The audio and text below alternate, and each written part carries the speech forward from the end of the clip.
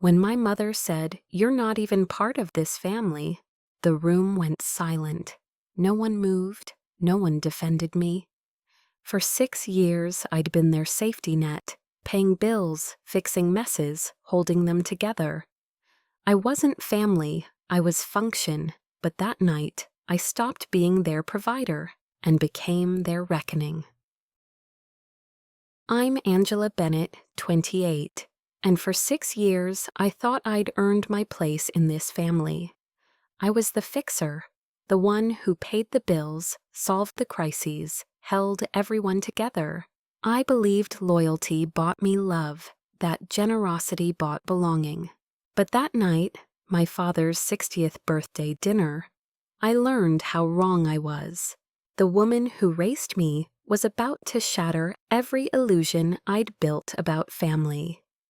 Before we reach that moment, before the sentence that ended 6 years of sacrifice, let me take you back to where it began.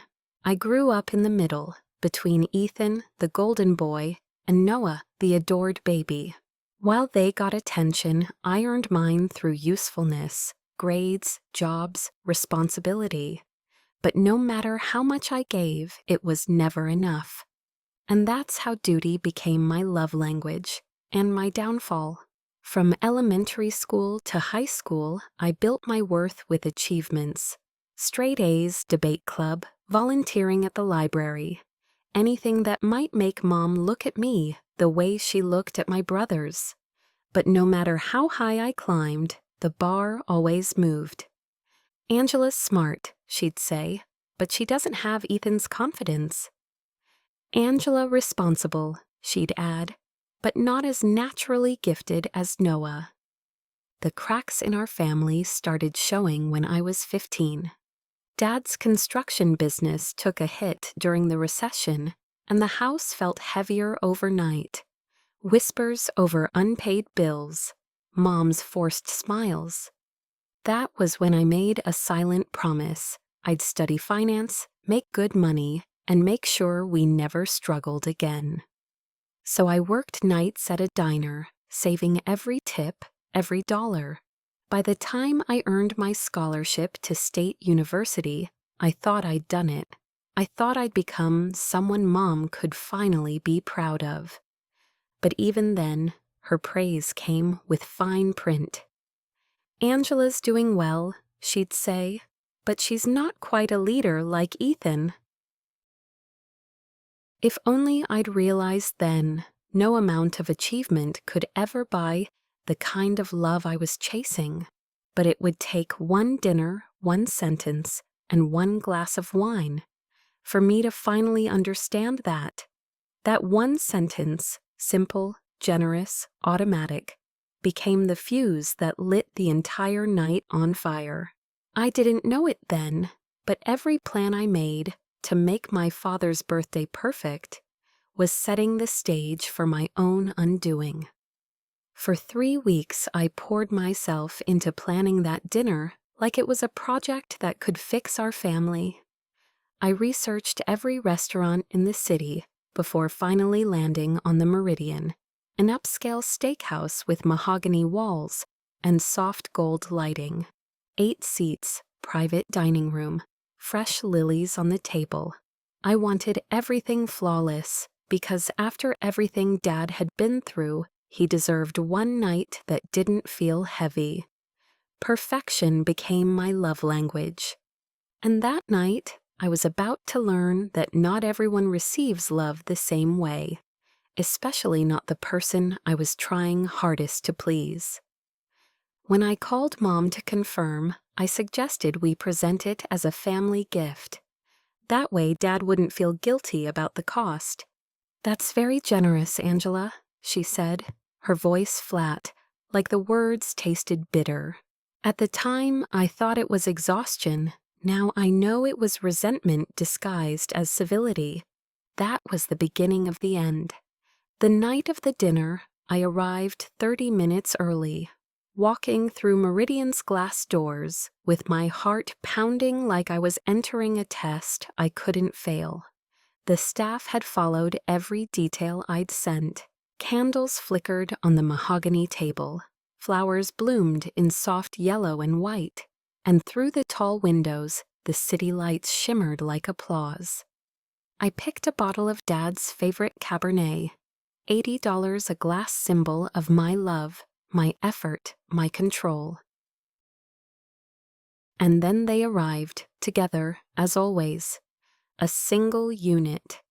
Dad in the navy blazer I'd bought him last Christmas, looking healthier than he had in months. Mom in her burgundy dress with the pearl buttons, her hair immaculate, her expression unreadable. Ethan and his wife Rachel came next, polished and picture perfect, 2 kids in tow.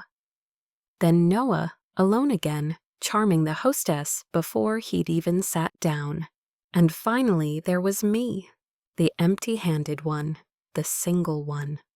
The one who worked 60-hour weeks so everyone else could breathe. When Noah whistled and said, "This place must be costing someone a fortune," I smiled. It's Dad's 60th. He deserves something special. Mom's lips tightened. Some of us believe in living within our means. The words were soft, but they sliced all the same. I brushed it off. Tonight was for Dad, not for her moods. We took our seats, Dad at the head of the table, beaming with joy, the grand patriarch surrounded by everything he'd built. Except the part of it that was quietly breaking. I nodded at the waiter, the silent signal we'd arranged earlier. My card was already on file. There'd be no awkward bill at the end, no discussion about who paid. "Shall we start with some wine?" I offered. Dad grinned, eyes crinkling. "Perfect. This is such a treat, Angela. Having everyone together like this." His happiness was real, unfiltered. But Mom's smile, hers was weaponized. The first crack appeared when I mentioned my promotion to senior analyst. "Must be nice," she said, sipping her wine, "to have all that extra money to throw around." When the appetizers came, she added, "I suppose when you're single with no real responsibilities, you can afford to be generous." Each jab was wrapped in politeness, dipped in sweetness, but aimed with precision. 6 years of sacrifice, and all it took was one dinner to erase it. I didn't see it yet, but every smile at that table was setting the stage for my undoing. And while everyone else laughed along, I could feel the heat rising under my skin.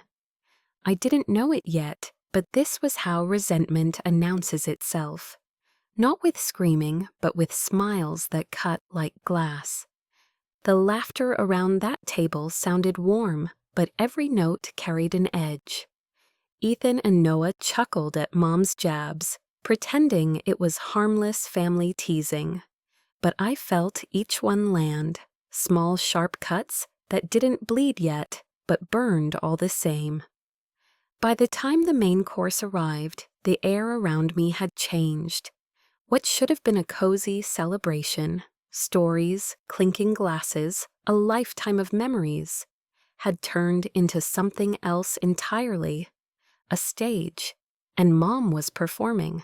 It's strange how cruelty can hide inside nostalgia. Every memory they shared that night wasn't about the past. It was a reminder of where I didn't belong. When Ethan told a story about Dad teaching him to drive, Mom smiled softly. "He was always so patient with the boys," she said. "Girls are different, more complicated." The words slid off her tongue like honey, but I could feel the sting underneath. When Noah talked about Dad coming to his high school concert, she added, "Your father always made time for what really mattered." A pause, a glance in my direction. Not everyone appreciates that kind of dedication. I tried to add my own story, how Dad had driven 4 hours to see me graduate college. But Mom didn't miss a beat. "Well, he felt obligated," she said. "You were always so demanding of his attention." The room spun in a quiet, suffocating rhythm.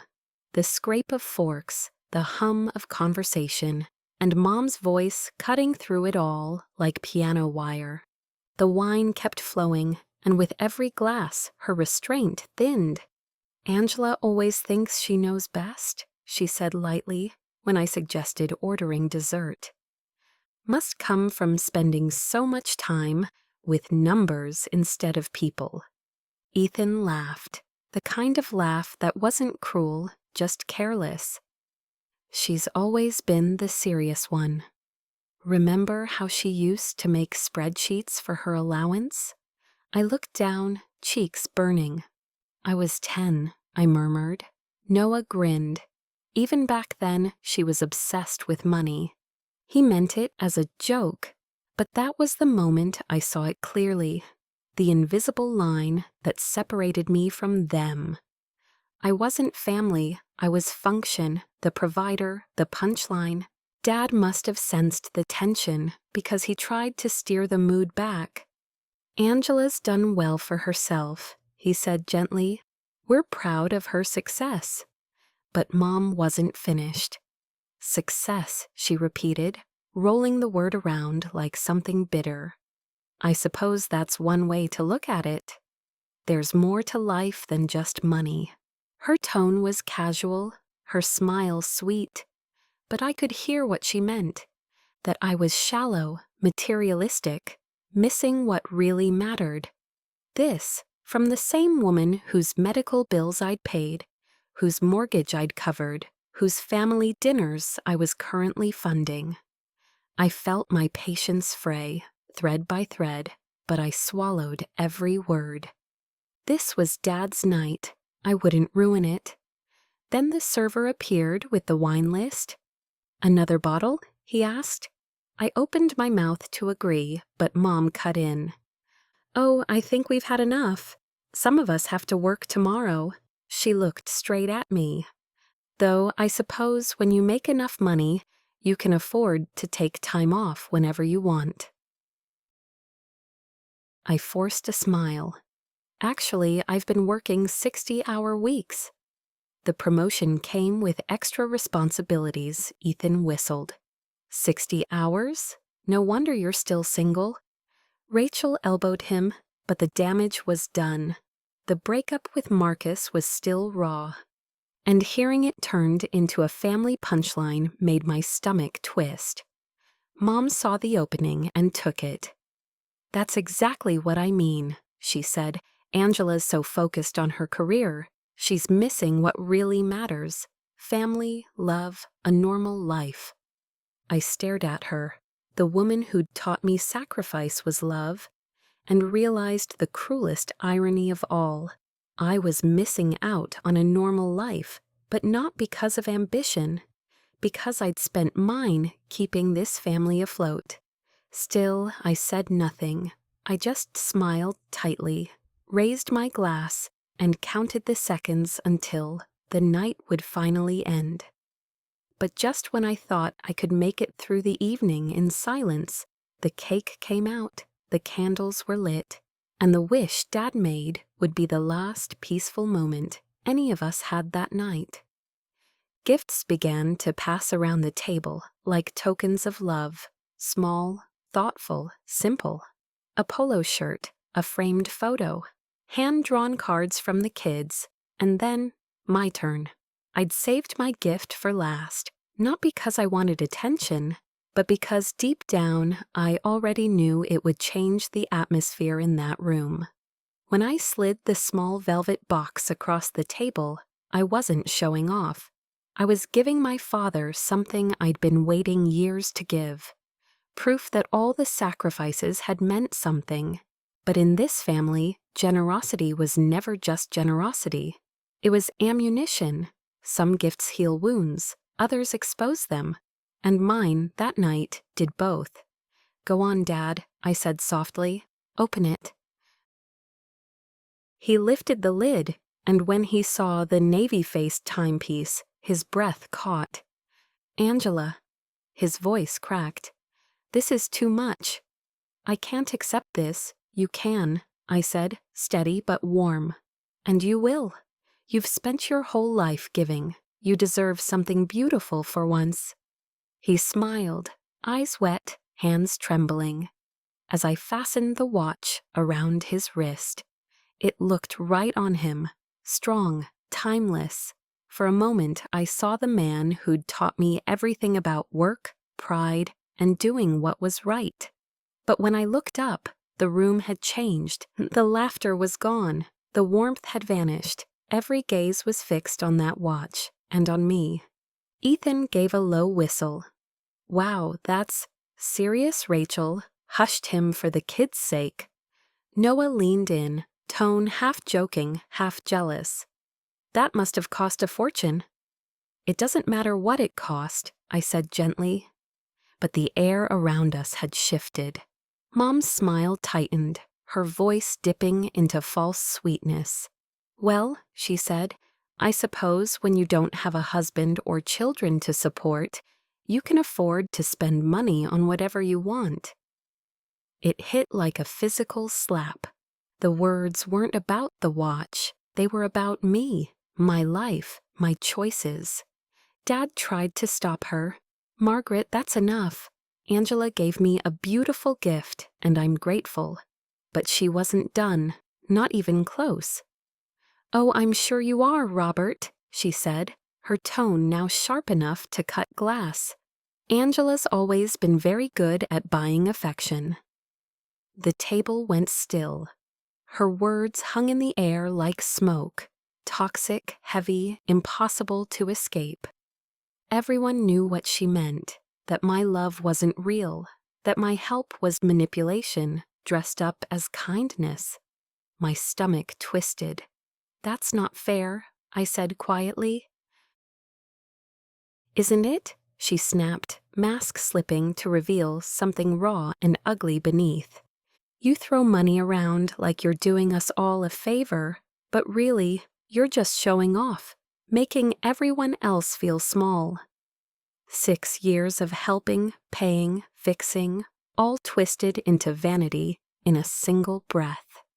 I've never made anyone feel small, I said, my voice trembling. I just wanted to help. She laughed, cold, dismissive. Help? You don't help, Angela. You control. You use money to feel important. The restaurant blurred, the lights dimmed. All I could hear was her voice, sharp, merciless, cutting through everything I'd ever believed about my family. Dad tried again, his voice breaking. Margaret, please. Not tonight, but she was past the point of caring. No, Robert. She needs to hear this, she spat. Angela thinks she's better than all of us because she has money. She lords it over us, makes us feel like we should be grateful for every little thing she does. My hands shook. My pulse roared in my ears. Years of swallowed words and quiet endurance boiled over. Every little thing, I said, my voice rising despite myself. I paid for Dad's surgery. I've been covering your mortgage for 2 years. I'm paying for this dinner right now. Gasps, silence, eyes turning. Other diners had begun to watch. And Mom smiled. She'd gotten what she wanted, me losing control. There it is, she said, satisfaction dripping from every word. The truth comes out. You keep track of every penny, don't you? Every favor tallied up. Every dollar held over our heads. That's not true, I whispered, looking to my brothers for support. But Ethan and Noah just stared at their plates. Rachel avoided my gaze, keeping the kids occupied. Dad looked stricken, torn between shame and helplessness. Mom leaned forward, her voice now a venomous whisper. You want to know what I really think, Angela? The room went still. I think you're pathetic, she hissed, a lonely, bitter woman who can't buy the love she's never earned. She took a slow sip of wine, her eyes locked on mine. And you know what else? She smiled, cruel, victorious. You're not even part of this family. The words didn't just land, they detonated. For a moment, the restaurant disappeared. No sound, no movement, just that sentence, echoing in my mind like a verdict. You're not even part of this family. I couldn't breathe. The woman who'd raised me, the person I'd spent my life trying to make proud, had just erased me, publicly, deliberately. And in that silence, something inside me broke. Or maybe it finally woke up. That sentence didn't just end a conversation. It ended an illusion. And what came next wasn't rage. It was clarity, cold, sharp, and unstoppable. The world froze. The words, "You're not even part of this family," echoed like a gunshot inside my skull. My pulse thundered in my ears, the sound of my own heart, louder than the chatter of the restaurant, louder than the clinking glasses, louder than everything. For 18 years, she'd been my mother. And in one sentence, she'd made me a stranger. I sat there, motionless, as the blood drained from my face, watching the scene blur around me. Dad's expression was hollow, mouth slightly open in disbelief. Ethan and Noah stared at Mom like they didn't recognize her. Rachel had covered little Emma's ears, trying to shield her from a cruelty no child should hear. And Mom, she looked satisfied. It was the face of someone who'd finally said the thing she'd been holding in for years, and felt lighter for it. Her relief became my awakening, because in that moment, beneath the shock and the heartbreak, something else stirred. Something colder, sharper, mine. The rage that rose inside me wasn't the kind that screamed or shattered dishes. It started small, a cold knot low in my stomach, and then spread, slow and merciless, until it burned through every illusion I'd ever had. 6 years of silence, 6 years of service, all ending tonight. I wasn't their daughter anymore. I was their reckoning. I thought of my tiny studio apartment, second-hand furniture, flickering lamp, barely enough space to breathe, all because I'd been sending money home. I thought of Marcus, who'd left, because he was tired of dating someone who carried her family like an unpaid debt. I thought of that watch, the one glinting on Dad's wrist, paid for with hours of my life I could never get back. And I thought about this moment, sitting at a table I'd paid for, surrounded by people who'd just told me I didn't belong. The clarity that came with rage was pure, almost crystalline. For the first time, I saw my family. For what we really were, I wasn't a daughter. I was a service. Not loved, used, not included, resented. Mom was watching me, waiting. Maybe she thought I'd cry. Maybe she wanted me to. Because tears would make her the martyr, and me the emotional one. Instead, I did something far worse for her. For the first time all night, I went completely still. Not broken, not numb, just awake. Every sound around me, the clinking glasses, the murmur of other tables, faded until all I could hear was my own heartbeat, steady and certain. It didn't sound angry. It sounded decided. I reached for my wine glass. The movement was deliberate, calm, controlled. I lifted it to eye level, holding her gaze. "Perfect," I said. My voice was steady, each word cutting through the silence. "Then don't ask me for any more money." The words fell into the quiet like stones into water, ripples of shock spreading across every face at the table. Mom's smirk faltered first, then the color drained from her cheeks. Because for the first time, she understood what she'd done. Not emotionally, but financially. "Angela," she started, voice trembling. I raised a hand. "No, Mom. You were clear. If I'm not part of this family, then I have no obligations to this family. I took a slow sip of wine. It tasted like freedom. Dad finally found his voice, gentle, panicked. Angela, sweetheart, she didn't mean that. Please, let's not. But I wasn't looking at him anymore. I was watching Mom, watching her calculate. Because that's what this was to her now. Numbers, loss, panic. Didn't you mean it, Mom? I asked, my tone almost kind. It sounded like you did.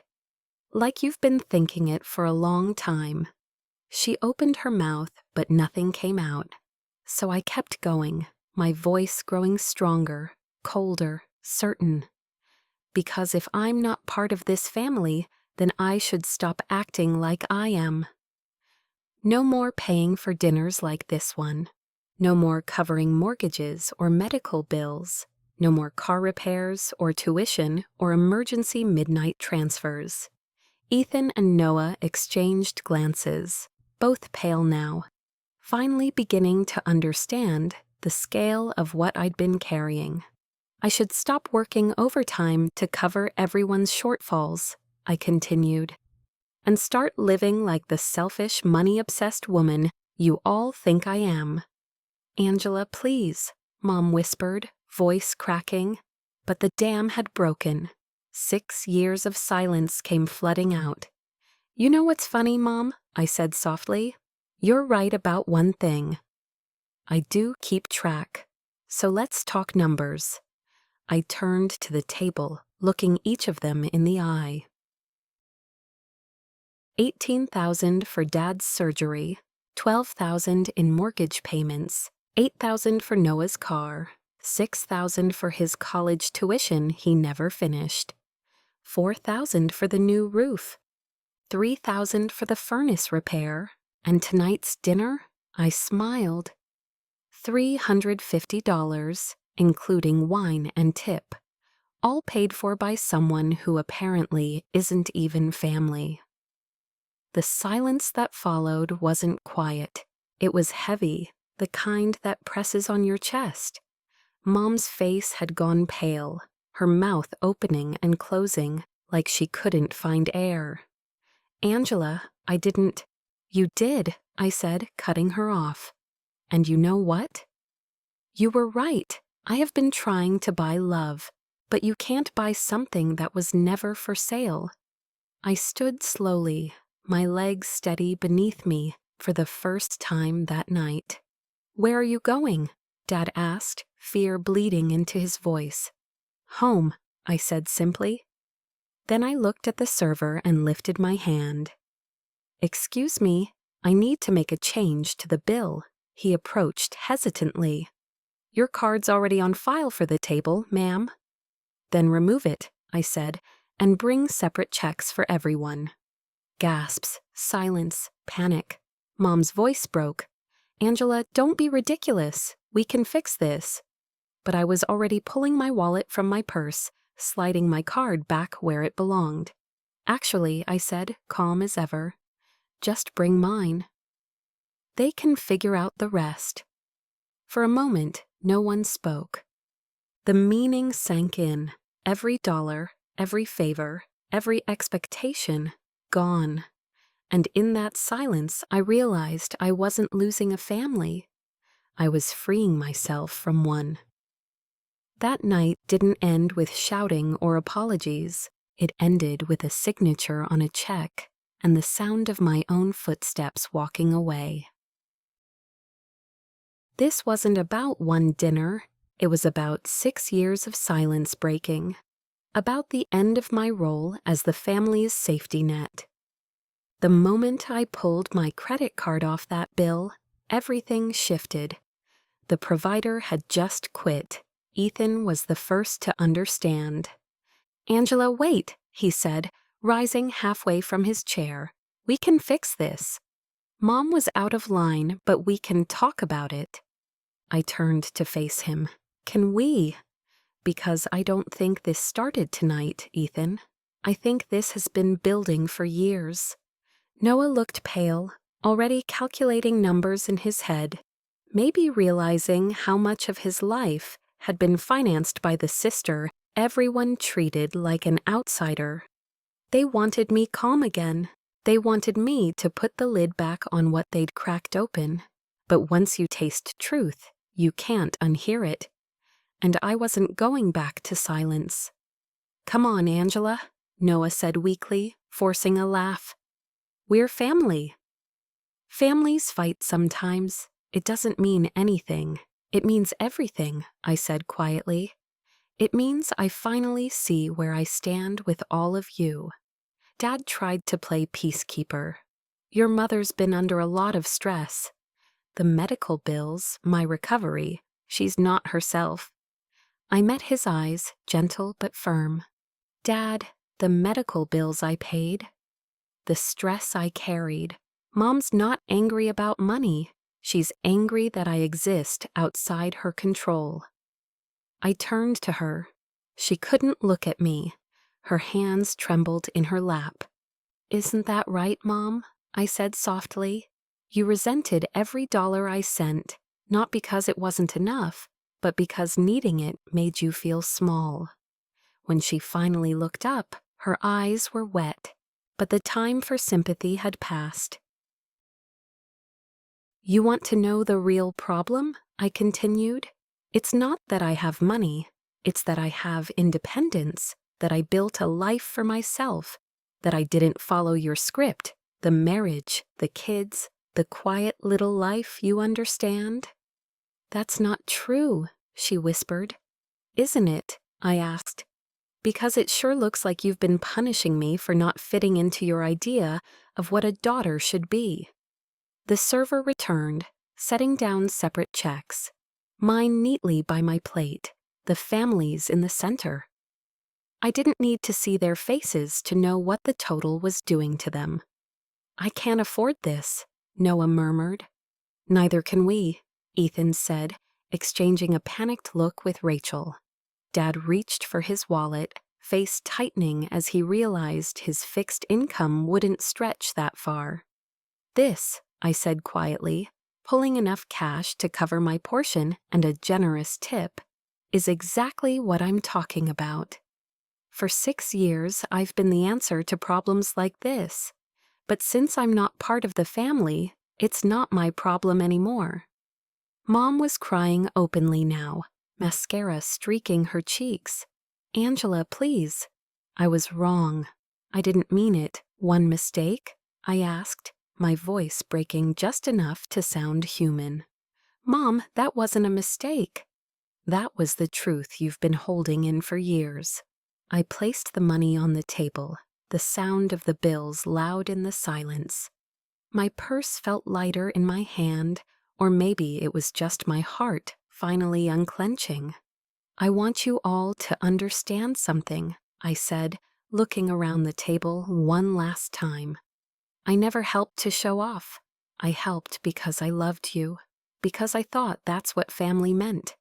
But love that only flows one way isn't love, it's labor." Dad stood, reaching for my arm. "Please don't leave like this," he said, his voice breaking. "It's my birthday. We can fix this." I hugged him gently, breathing in the familiar scent of his cologne.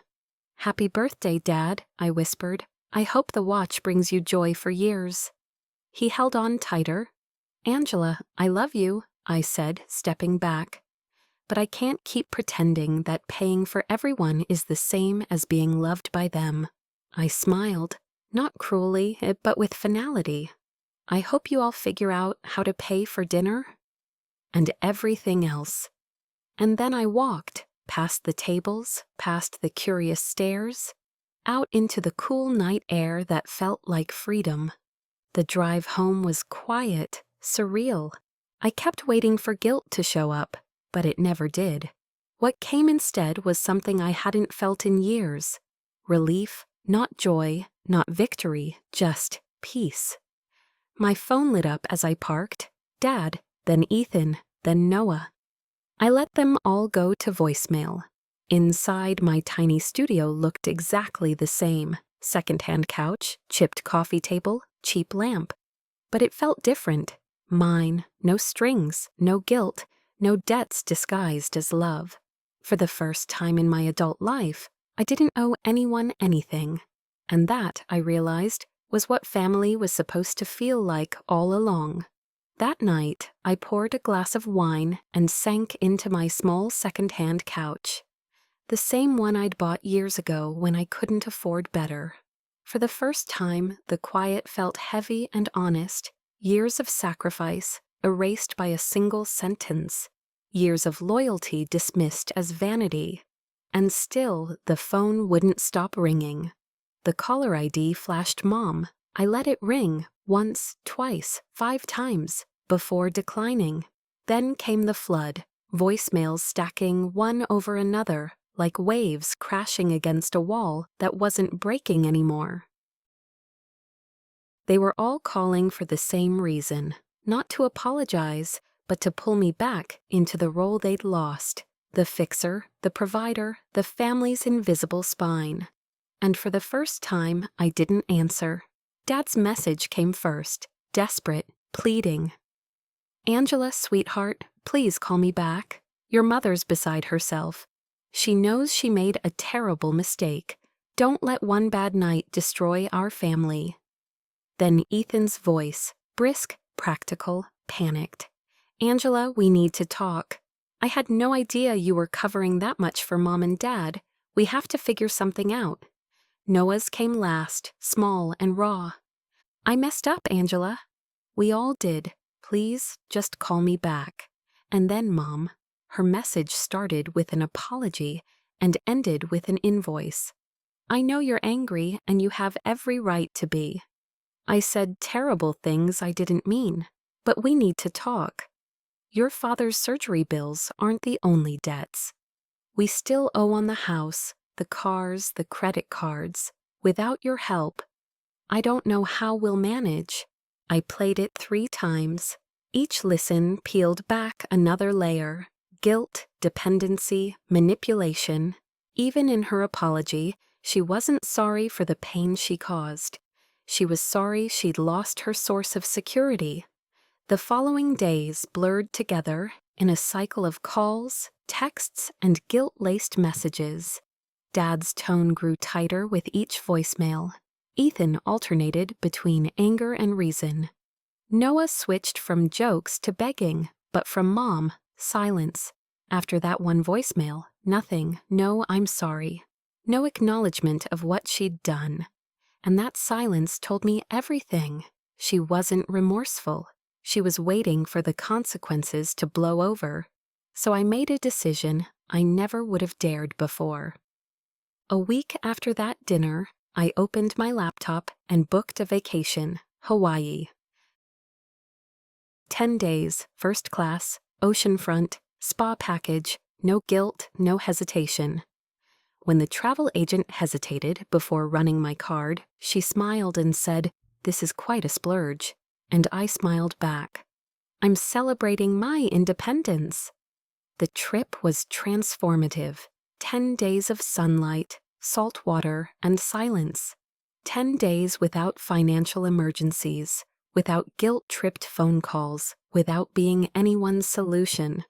I read books on the beach instead of budgets, walked at sunset, talked to strangers who knew nothing about my family, only me. By the time my flight home landed, my skin was sun-warmed, my mind clear, my reflection in the plane window finally looked like someone who belonged to herself. Back home, life didn't just resume, it reset. My days were quieter, lighter, finally my own. I wasn't checking my phone every hour for emergencies or guilt-laced messages. The silence that used to feel punishing now felt like peace. Work flourished, not because I was trying harder, but because I wasn't trying to save anyone. And somewhere between rebuilding my boundaries and remembering how to breathe, I started to feel like a person again. That's when the first real call came, not from guilt, but from understanding. "Angela," Rachel said, "you did the right thing. Ethan needed this. We all did." Her honesty hit me harder than any apology. For the first time, someone in my family wasn't calling to take, but to understand. For the first time, I was present, not surviving, not rescuing, but simply being. Therapy helped. Dr. Patricia Chen, calm, incisive, patient, gave me the words I'd never had for what I'd lived. "You were the parentified child," she explained one afternoon. "You carried adult responsibilities and emotional burdens that were never yours to bear. Your mother's resentment came from how your competence reflected her own insecurities." The truth hurt, but it also freed me. Mom's cruelty hadn't been about my failures. It had been about her shame. 4 months after that dinner, Dad called with a different kind of message. "Angela, I need to tell you something. Your mother and I have started counseling. She's trying. She wants to apologize properly when you're ready." I appreciated the gesture, but my heart wasn't ready. Change takes time, and so does trust. 6 months later, it arrived, not as a call, but as a letter, handwritten, 5 pages. I let it sit on my kitchen counter for 3 days before opening it. "Dear Angela," it began, "I know I have no right to expect you to read this, but I need to try to explain and to apologize." She wrote about therapy, about regret, about jealousy she didn't understand until now. "I was jealous of you," she admitted, "jealous of your independence, your success, your ability to solve problems that made your father and me feel helpless. Instead of being proud of the strong woman I raised, I resented you for being everything I wasn't." She acknowledged the money, the sacrifices, the years I'd traded for their comfort. "I know now that every dollar you sent home was hours of your life, dreams you postponed for our sake. I turned your generosity into a weapon against you, and I will never forgive myself for that." By the time I reached the end, I wasn't crying, just breathing, slow, steady, free. "You were never trying to buy our love," she wrote. "You were trying to show yours. I don't expect forgiveness, but if you ever give me another chance, I will spend the rest of my life trying to be the mother you deserved." I read it 3 times over 3 days. Each time the pain softened, not gone, but reshaped. Dr. Chen helped me process it. "Apologies are beginnings," she said. "Change is what happens next." So I wrote back, short, firm, kind. "Mom, I received your letter. I'm glad you're working on these patterns, but I need time. When I'm ready, our relationship will have to look completely different from what it was before." I didn't mention money. That part of my life was closed. In the months that followed, everything bloomed. My work flourished. New projects, travel, a feature in Financial Horizons magazine as one of the year's rising stars. Something that never could have happened when I was buried under other people's crises. And then came David. We met at a conference in San Francisco. He was confident, kind, grounded, a marketing executive with his own demanding life, and no need to be saved. Over dinner one night, he looked at me and said, "You seem so centered, like you really know who you are." For a moment, I almost laughed, because for the first time in my life, he was right. I didn't become stronger because my mother broke me. I became stronger because I stopped letting her define what breaking meant. And as I sat on my balcony that night, wine glass in hand, city lights flickering below, I realized something that would have terrified the old me. Sometimes the most powerful revenge is peace that doesn't need to be proven. For the first time in my adult life, I wasn't reacting to anyone else's crisis. I was living fully, deliberately, and on my own terms. And without my constant rescue, the family that had once leaned on me finally had to learn to stand. It didn't happen overnight, but slowly they began to change. Dad picked up consulting work, rediscovering purpose in his own expertise. Ethan sat down with Rachel, facing the hard math of their spending for the first time. And Noah, the eternal dreamer, found a full-time job and a modest apartment that matched his means. They were struggling, but they were also growing. For once, everyone was learning to survive without me, and maybe because of me. Growth doesn't always look like triumph. Sometimes it looks like quiet responsibility, like a family learning how to exist without the person who always fixed everything. The first call after Mom's letter didn't come from her. It came from Emma, my 9-year-old niece, with the kind of honesty only children possess. "Aunt Angela, it's me. I just wanted to make sure you're okay. Grandma said some mean things to you, and that's why you don't come to dinner anymore. I just want you to know I love you." Her voice cracked something open in me, that fragile mix of innocence and truth that adults forget how to speak. "I'm doing really well, sweetheart," I said softly. "How are you?" "I'm good." "But will you come to my birthday? I promise. Grandma will be nice." I smiled through tears.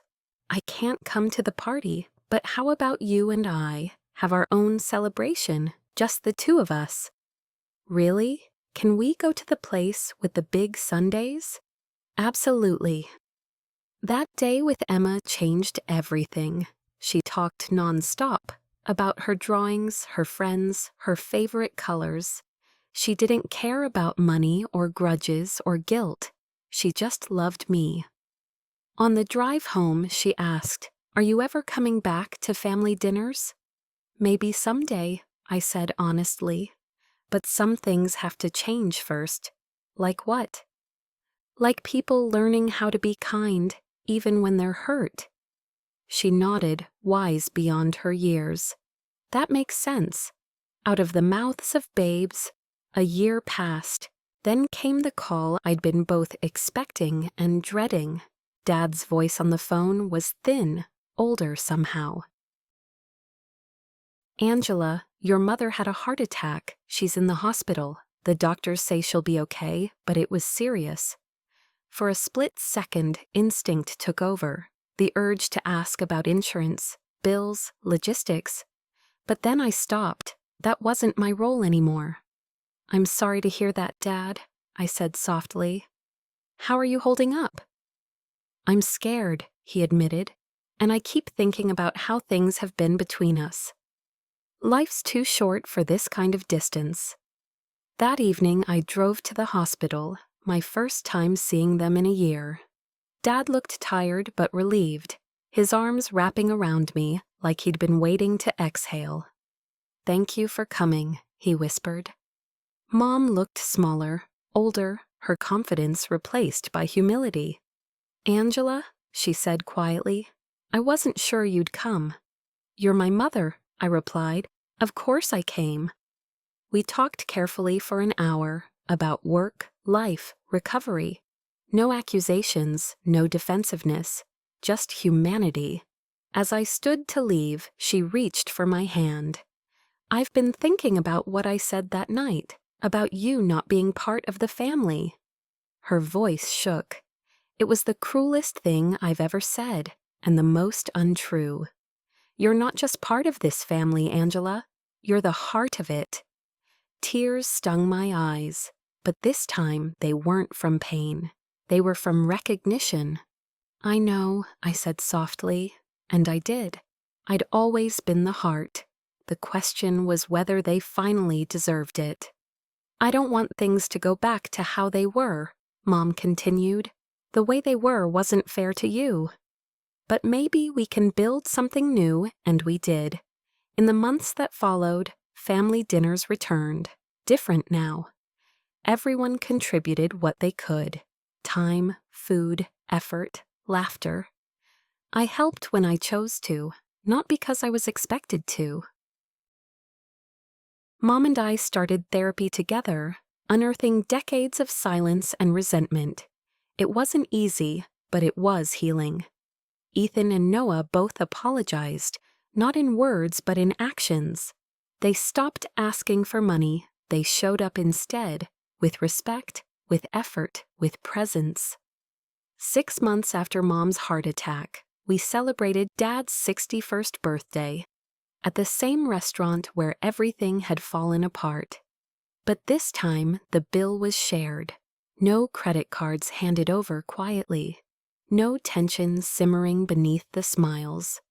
As we sat around the table, I noticed something small, the glint of silver on Dad's wrist. The same navy-faced watch I'd given him a year ago. The one that once turned a celebration into a battlefield. It caught the light as he reached for his glass, not as a reminder of guilt anymore, but of grace. What had once been proof of imbalance had become a symbol of understanding. He still wore it every day, but now it meant something different. It wasn't about money anymore. It was about love that had finally learned its worth. Dad raised his glass, eyes shining. To family. To family, we echoed. But this time when I said it, I meant it, not because of what I could give, but because of who we'd all become. Mom's heart attack had been her wake-up call. She finally understood that protecting her pride had nearly cost her the people who loved her most, and for me, peace had replaced performance. David noticed it too, one night as we walked through the park. "You're different now," he said, "more grounded." More sure of yourself, he was right, because I'd finally learned what took me 28 years to understand. My worth was never measured in what I gave. It lived in who I was, and who I had finally allowed myself to be. There were lonely nights when silence echoed louder than any argument, and I wondered if I'd done the right thing, if choosing myself had cost me too much. But every doubt became a doorway, every heartbreak a lesson, every boundary a beginning. The final piece of healing didn't come through confrontation, it came through understanding. One afternoon, Mom called. Her voice was soft, not ashamed, just open. "Angela," she said, "can I come to one of your workshops? I want to learn what you do. I want to understand how to manage money better, so I never have to put that kind of burden on you again." For years, I'd dreamed of that kind of accountability. Not repayment, but recognition. Not guilt, but growth. She sat quietly in the back row of my financial literacy seminar, notebook in hand, listening as I explained budgeting, saving, and boundaries. Watching her take notes, my mother, who once saw my independence as defiance, was surreal, but it was also healing. Afterward, when the room emptied, she stayed behind. "I'm proud of you," she said, "not just for what you've achieved, but for standing up for yourself. You didn't just save yourself, Angela. You taught all of us how to love better." For a long moment, I couldn't speak.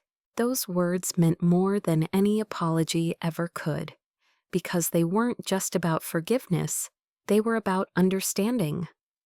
Now, when people ask me about family, money, and love, I tell them about that night, the dinner where everything broke, so that something stronger could finally begin. I tell them that sometimes the most loving thing you can do is refuse to keep people comfortable in their dysfunction. That the woman who lifted her glass and said, "Perfect, then don't ask me for any more money," wasn't being cruel. She was finally, after 28 years, choosing herself, and in doing so, she didn't destroy her family, she saved it. The night that broke me became the one that rebuilt me. What began as rejection turned into release, a quiet unbinding of every debt I mistook for love.